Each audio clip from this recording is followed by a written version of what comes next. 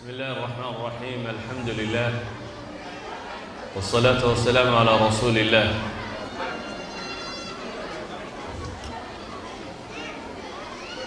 إن يروا كوبنا إسليسنو إن كوبت لقلنا محاضرة آخرية وهي وقت قد ما تشوفنا waxaan joognaa waqti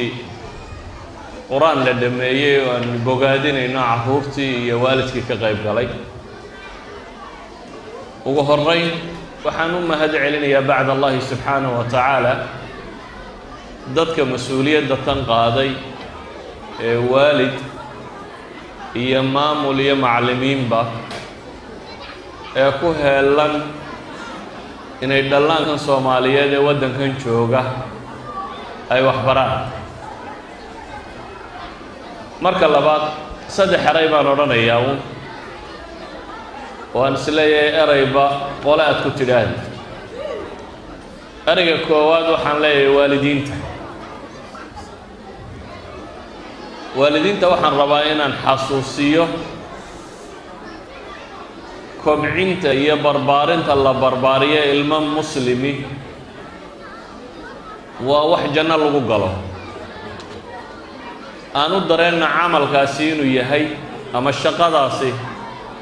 shaqo ilaahay aan kula tijaaraynayno aan janno ku raadinayno inagoo xasuusanayna nebigu calayhi salaatu wasalaam inuu tilmaamay aakhiro aabbihii dhintay ama hooyadii dhimatay ayaa la yidhaahdaa jannada booskan aad degantay kor baa lagaaga qaaday oo meel sare aad gelaysaa dabeetana waxay weydiiyaan yaa rabbi xadiidkii abu daawuud rabbi xaggay ka timi aniga camalkaygii intan buu gooyey intan baad igu siisee waxaan dambe xaggay ka yimaadeen waa biistikfaari waladika laka baa lagu yidhaahdaa ilmahaagii ilaahay dembi dhaafka kuu weydiinayey ayaad intan ku heshay baa la yidhaahdaa يعني ilmaha aynu wanaaga baray ee hadhow le allahumma ighfir li wa liwalidayya rabbi ighfir li wa liwalidayya leh ayuu nabi wuxuu ku tilmaamay calayhi salaatu wasalaam in janno sare aad ku helayso waana kii nabigu tilmaamay adduunka qofku markuu dhinto camalkiisa oo dhammi inuu dhammaanayo dhalinyaro mayda yara aamus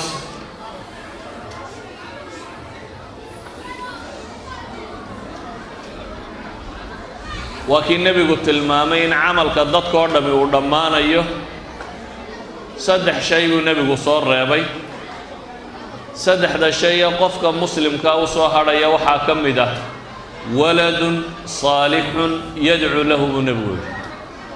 wiil ama gabadh ilmo fiican oo ilaahay u soo baraya subxaanahu wa tacaala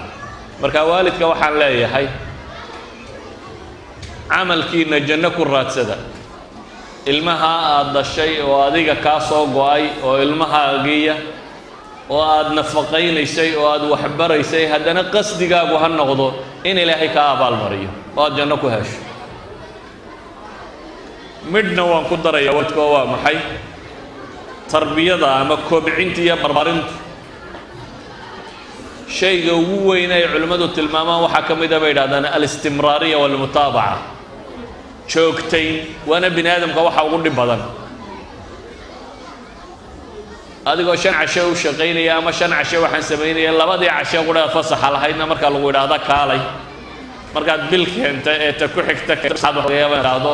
war malcaamadana rabshadeedii baabayna waa shay marka nasanna ama tiro badan miyaa la sii soconaya tarbiyada gebigeedu waa cilmi badan ma ahe waa joogtayn waa mutaabaca baa la yiraahdaa waa sidoo qofku ugu adkaysto inuu waxa si daba socdo waayo wanaag waa in la wada yaqaano cilmi badan wanaag uma baahna wanaag waa inaynu maskaxaan wada garayna ilmaheena aynu wada sheegno laakiin sheegista maaha waxa mudani waxa weeyaan ma joogtayn karaysa subax walba ma toosin karaysa ka yaro ma oranaysa tuko mise laba subax markuu ku jiro ama intaad kiciso uu isnabo ama aad aragto isagoo daalan oo saaka weerar karaynin waxaad soo leeyahay war bal saaka iska daama maanta ha jooga ama caynkan tarbiyada gebigeedu waa mutaabacayntaas waalidka markaasi sanad dhan isku dayay inuu ilmihiisa malcaamad keeno oo salaad keeno oo masaajidka ku xidho runtii shaqo weyn buu qabtay waanan ogay shaqada inta ugu badan in dumarku qabtaan dumarna waxaan leeyahay ilaahay subxaanahu wa tacaala kaga dalba ajar ay waxaan ogay ragga inta badani ama inay mashquulsan tahay ama mas-uuliyad darro kaleba ay jirto anu waddankan marmar baan idiin imaadaa 4 ciyaal oo dhala hadda fadhiya dee sanadkaa hooyadoodunbaa waday unoo keenayso oo celinayso sii waday oo waday markaan imaadana anugu meelahan baaban ka wadaadeeya unoo wadaad halkan muxaadaro ka akhriyo gobol hebel kaalay ayaa bishaan idinla joogana ku dhammeeya walidaalik waxaan ogahay in hooyo waliba inay la mid tahay in hooyadan gurigii kaga yimi hooyo waloo meeshan joogtaaba inay la mid tahay inay iyadu tahay unta kaxaysa ta toosisa ta dharka u gelisa ta cunada siisa ta malcaamadda geysa ta ka soo celisa ta macallinka la shirta ta iskuulka la soo shirta inay intaba tahay hooyooyinka waxaan leeyahay waa ubadkiinni iyo aakhiro ajar kaga dalba camal saalixa ka dhigto oo ilaahay janno ku weydiisataan intaa waalidkaan leeyahay macallimiintana laba eray baan odhanayaa macallimiintana waxaan odhanayaa nebigu calayhi salaatu wasalaam wuxuu yidhi khayrukum man tacallama alqur'aana wacallama xadiidkaa wada taqaaneen ee bukhaari ku yaallay khayrukum buu nebigu yidhi isagoo saxaabadiisii la hadlaya waxaa idinku khayr badan ka qur'aan bartay ee dabeetana baray buu nebigu yidhi calayhi salaatu wasalaam waan ogahay waddanka kan nidaamka yaalla waa nidaamkan qof waliba mashquulsan yahay macallinku reer buu leeyahay carruur buu leeyahay shaquu leeyahay iskuul buu leeyahay sida dadka kale u mashquulsan yihiin buu u mashquulsan yahay waan ogahay ilmaha waddankan ka jooga inuu yahay ilmo qaab kale loo tarengareeyey oo aamus aan ku aamusayn oo fadhiisanaynin oo loo taagelaynin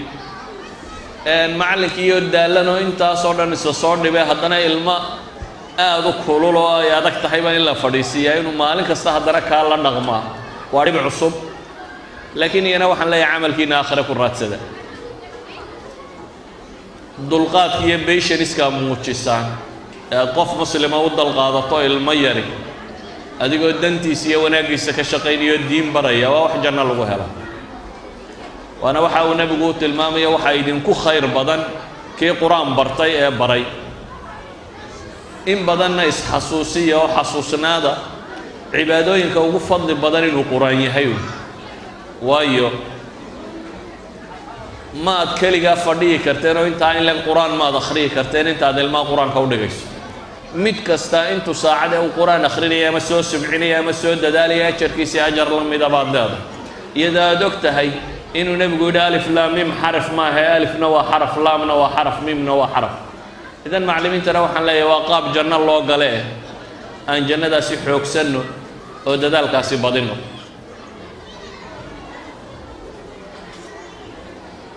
ereyga ugu dambeeyana waxaan leeyahay dhallinyarada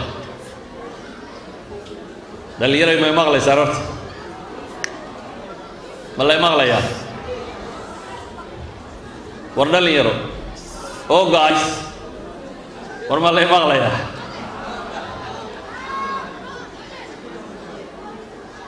idinkaan idinla hadlaya dhallinyarada waxaan ka rabaa kow iskuulka inay arday fiican ku noqdaan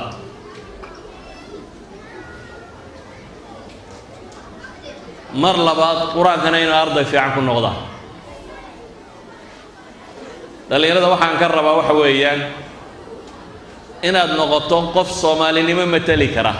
soomaalinimadu waa wax lagu faano wax laga faano maaha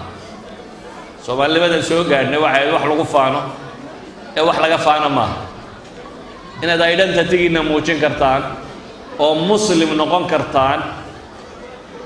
qur-aankiina barataan diintiina barataan iskuulkiina iyo waxbarashadiina kalena barataan inta malcaamadda timaadaa waxaan rabaa iskuulkana inay number 1 noqdaan oo ay muujiyaan inuu qur-aanku waxtar leeyahay iskuulkana ay dadku noqdaan malcaamaddana ay ku noqdaan dhallinyaro waan idinku bogaadinayaa inaa iskuul dhigataan waqti dheeraadana aa ku bixisaan inaad qur-aankiina barataan inaad diintiina barataan macallimiinta hal shay baan rabaa iyaga inaan ugu daro oo ah qur-aanka in la barto waa muhim waxaase ka sii muhiimsan fardulcaynka in la barto taa waxaan uga jeedaa dhaqankeennii malcaamadii hore wuxuu ahaan jiray in qofkan qur-aankuun loo akhriyo loogu dadaalo loogu celceliyo laakiin halkan aynu joogno waxaa ka sii muhiimsan qofkan in fardulcaynka waxyaabaha berri markuu koro waajibaadka ku noqonaya inuu qofku barto oo ah arkaanuliimaankiisii oo ah arkaanulislaamkii oo ah salaadiya sidii u saxan lahaa oo ah waxaasiya u baahan inuu ilmuhu si kooban uu helo si kooban oo aan balballaadhnayn daliillo badanna wadanin ee kooban isla markaana xataa hadday noqon karto sheeko iyo su'aal iyo wax isweydiin qur-aanka waa aragteen oo ilaahay wuxuu kaga warramayaa shimbir baa laynooga warramay quraanjo warkeed baa laga warramay bacuudaa laga warramay carruurtu waxyaabaha ugu badan ay jeceshay waxa weeyaan qisaska marka in malcaamaddu maalan maalintii 5 daqiiqo oo sheeko ay yeelato kale ama 5 daqiiqo arkaanuliimaan la dhigo maalin kasta 5 daqiiq dhammaantood ay ku wada dhigtaan waxaan uga jeedaa macallinku inuu dareemo macallin qur-aankii Soomaaliya intuu dhigi jiro qura inaanu mas'uul ka ahayn inuu mas'uul ka yahay halka kan inuu dhigo ilmaha kan sidoo muslim toosan u noqon lahaa oo qur-aanka xifdigiisa waxa ka muhiimsan waajibaadka cayniga ana in si fudud ilmaha loo bari karo waxaan ku soo koobayaa